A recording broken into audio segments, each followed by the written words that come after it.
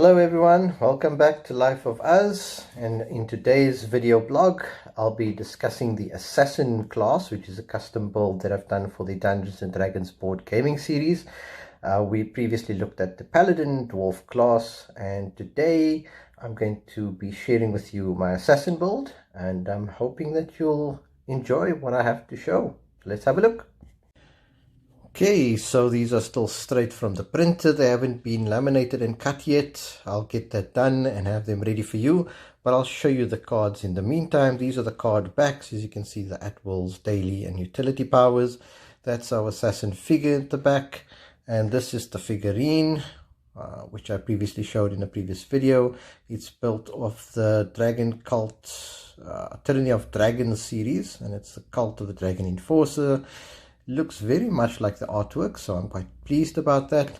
But let's have a look at his character stats and see his background. So our assassin, Fesud Khaled, he's a human assassin, and he's from the great city of Al Khulia. So picture sort of an Arabian Nights type character from a very busy type city, and he's always in the shadows. So from the shadows of the great city of Al Khulia, the name of Fesud is whispered on the streets. Al-Shabar, he is called, which is Arabic for the Phantom. Skilled in the arts of secrecy and stealth, he seeks to rid the lands of corruption and greed. Could probably use him in this country. He's got some decent stats, an AC of 14, HP of 8, speed of 7, and a surge value of 4. Very standard in terms of character stats. And his unique ability is known as the Shadow Phage.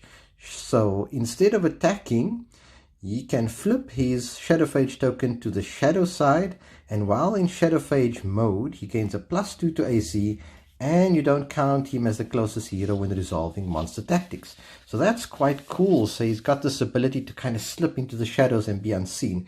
These are the tokens. Again, I haven't had them cut and laminated yet. They've just been printed, but they are, those are the Shadow Seeker ones, which we'll get to in a moment. I do have the actual Shadow Phage tokens. Here they are. You can see the normal side and the Shadow Phage side of that particular token. So what that means is, instead of attacking in his hero phase, you can flip his token to the Shadow Phage side, and then he's practically invisible to monsters. So let's have a look how that spins. Right, so what that says is, over here we have a nasty goblin with a giant axe, and he looks like he's going to deal out some serious damage. So if it is the start of Fesud's turn, all he does is he flips his Shadow Phage token. I don't have that printed, but I'll use this normal token and assume this is the shadow side. So he flips it over to the shadow side, and when he's in shadow mode, he's got a +2 to AC, so his AC stats goes from 14 to 16, and that monster no longer counts him as the closest monster, closest hero to attack.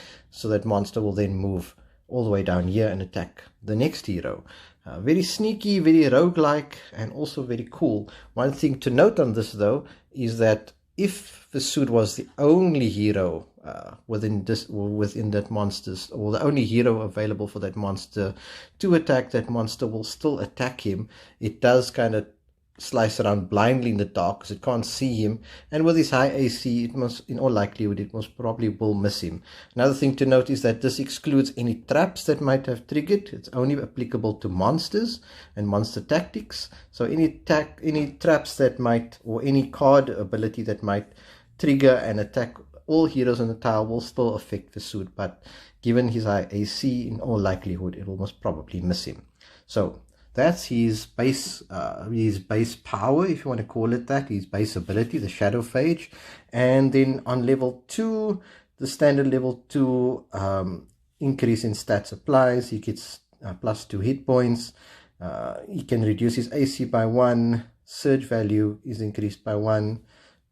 Increases AC by 1. His surge value is increased by 1, and you get to choose an additional assassin daily power. Okay, so that's Fesud's basic hero. Okay, so for Fesud's power cards, you get to choose either Shadow Strike or Al-Shabar, which are his base at-wills, 2 utility powers, 1 additional at-will, and 1 daily power. So let's have a look at those First one is called Shadow Strike, and that one says it attacks one adjacent monster. Stepping out of the shadows, Fesood strikes with a razor sharp dagger. It's a +7 and doing 1 damage attack. And if you are in Shadow Phage mode, you gain a +2 to the attack, and then flip the Shadow Phage token to the normal side of the attack. So it's a very amped attack. And just to have a look at how that works, here we have a Goblin Cutter, and Fesood is currently in Shadow Phage mode. So if he attacks this Goblin, it's a +9 to that, and then he flips his Shadow Phage token over to from the Shadow Phage side to the normal side, so then he's visible again. So quite a cool attack, bumped up by the fact that obviously if you are in shadow form, you get a +2 to the attack value. The other base at-will is called Al-Shaba, and that is very similar, also +7/1. The only difference is instead of buffing up the attack score, it allows you to move 3 squares after the attack. So you could attack with a +7 and then move 3 squares in any direction, hopefully out of harm's way from that. Well, that's 1, 2, 3 here, out of harm's way from that Goblin, or, well, in this case it doesn't really help, but very useful. Okay, so then the next at-will which you can choose from, so it's either one of the two, that's what the card says. You either choose the Shadow Strike as your base at-will or Al-Shaba, depending on whether you prefer striking or whether you prefer evading. The next one is Dagger Barrage, and that is attack one monster on a tile within 1 tile of you. If you are in Shadow Phage, the monster gains a -4 to AC. Flip the Shadow Phage token to the normal side of the attack. Ooh, so this one is a ranged attack. It's only a +6, but given that the monster's AC is reduced, it's almost likely a hit if you are in Shadow Phage mode. And then after attacking, you flip to the normal side. So the really cool at-wills, all based around the shadowy attacks. Let's have a look at the daily powers. Okay, the first daily power is called Into Darkness. A swift attack, and the skillful assassin disappears into the realm of shadows.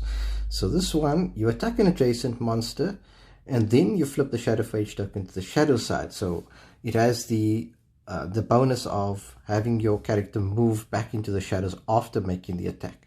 However, if you're already in the Shadow Phage mode, you don't flip this card over if the attack misses. Instead, flip over the Shadow Phage token to the normal side. So if you missed on the attack, you don't actually lose the ability. You can probably play it again. All you need to do is then slip back into the Shadow Phage mode. Of course, slipping into Shadow Phage mode does cost you some time because of this ability which says that instead of attacking, you can flip your Shadow Phage token to the Shadow Phage side. So you won't be able to attack immediately, but at least you'll still have this power. And if you're already in Shadow Phage mode, so let's have a look at how this tactic actually works. Let's assume that for all intents and purposes, he is in Shadow Phage mode. The ability then says that depending on his roll, so let's roll for him and let's see what we get. Oh, natural 20. Oh, that's definitely a hit. So that's going to dish out 3 damage to this huge troll over here, which is, I think, should be enough to kill it. I don't have the monster card on hand. But if we missed, if we rolled a dismal 2 or 3, then the card doesn't get shuffled out, doesn't get flipped over. Instead, it still deals out 1 damage on a miss, but then you're in normal mode and you're now visible to this terrible troll. If you started the attack not being in Shadow Phage mode, I mean just a general attack, after that natural 20 which you rolled, dished out the 3 damage which would kill the troll, and then he'd be in Shadow Phage mode again. So you wouldn't be visible to any other monsters around. So yes, a really cool daily power. Let's have a look at the next one. The next one is called Knife Whisperer. Knife Whisperer says attack all monsters, so it's a range attack on a tile within 1 tile view. And so it's, if I understand correctly, it's just basically the Dagger Barrage, but a more buffed up version, and it's a daily version of that.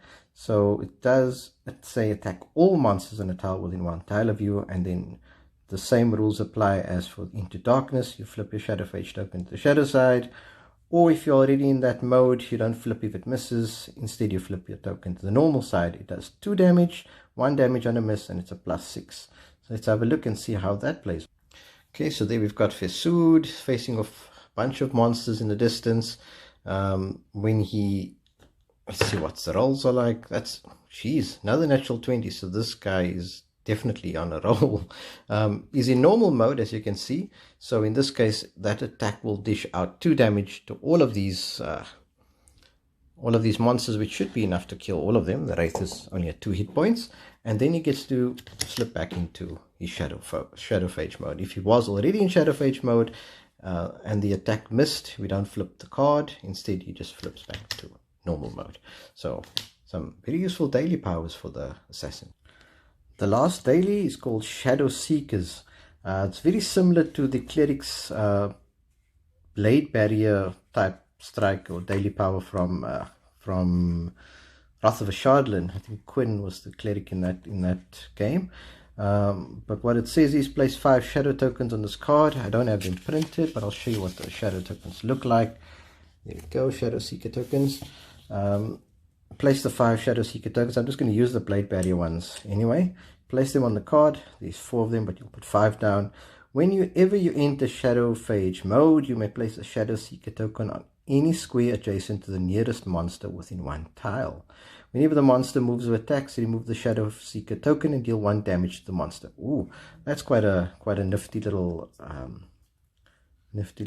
attack. In that, if we have a look at this, there's a goblin up in the distance.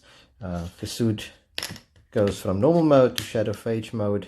He can't attack, but what he can do is he can throw a blade, well, not a blade barrier, a Shadow Seeker token down next to that monster. He can do his movement, and if that monster then chooses to move, we remove this token and deal 1 damage to that monster. And he can do this up to 5 times. And thereafter you flip this card. Really neat attack.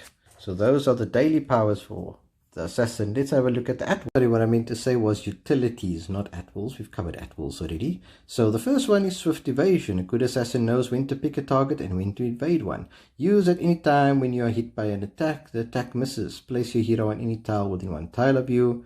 If you are in Shadow Phage mode, make an at-will attack immediately after moving. So that's a really useful utility card. Let's have a look at how it's. So here in the distance we have a Blazing Skeleton who's just tried to do an attack. Fesud has played the Swift Evasion, which means the attack then misses. And you can place your hero on any tile within 1 tile of you. So he places himself right next to the Blazing Skeleton. And because he's in Shadow Phage mode, he then gets to make an additional at-will attack. So he could either attack with a Shadow Strike or Al Shaba if that was selected, or the Dagger Barrage. So really neat utility power. Okay, the next utility power is Paths of Darkness. Use at the start of your hero phase. Place 3 Paths of Darkness tokens on this card, and those tokens look like those 3 over there. There's 2 of them. The other 2 are somewhere. Other one is somewhere. So you place those tokens on this card. When in Shadow Phage mode, you may flip the Shadow Phage token to the normal side and place 1 darkness token on any square adjacent to your hero. And then Fesud may move between darkness tokens while in Shadow Phage form. So it's kind of like the secret tunnel type tokens that you got in the Legend of Drizzt, I think it was. But you get 3 of them, and that is great for movement across the board. Of course, only Fesud can move between them when he's in Shadow Phage mode, but it does allow the assassin to get across the board quite easily. If you imagine this particular sequence, let's assume that he was in Shadow Phage mode at this time, and all he needs to do is drop out of Shadow Phage mode, so he's visible, drop a Path of Darkness token there. Obviously you need to drop at least 2 for it to be effective, because you cannot just jump in there in Shadow Phage mode. You won't be able to go anywhere. But let's assume that he had previously dropped 1 down over here, and then if he was in Shadow Phage mode, he'd be able to jump onto that token and then pop out somewhere else on the board. And you can do this up to 3 times, which means that if the 3rd token was somewhere further off on the board, somewhere way down here, he'd be able to pop out over there as well. So between any one of those 3 tokens. Very useful. Okay, the last 2 utilities, we have Shadow Merge. Use this power before an attack. Flip your Shadow Phage token to the shadow side. Useful in that it immediately buffs your attack, because all attacks are buffed in Shadow Phage mode. And if you were in normal mode and you didn't want to risk waiting on or losing an attack, you could quickly flip it over and be on that side. Of course, it's only you're only able to do this once before this card is flipped. And the last utility is Out of Darkness. Use at any time. Flip a Shadow Phage token to normal side and regain 3 HP. So you could slip out of the shadows and gain some hit points back. So yeah, some really useful tactics for the assassin class, and I'm really excited to play this class and see how he actually plays on the board along with all the other characters. Seems very isolated in terms of his attacks. Not many of his attacks actually boost the party, but he is an assassin after all, and assassins tend to work alone. So there you have it. Cool. So there we have it. That's the human assassin, Fesud Khaled, and his shadowy form, all done. And that's the class, custom class for the Dungeons & Dragons board game series. Join me next time and we'll be revisiting the Druid and Necromancer classes. I just had some slight changes in the characters and in the rulings. As we saw in our campaign, there were a few issues that we had with the characters that we needed to house rule, and I've since updated the templates. But yeah, thanks for joining. See you next time. Bye bye.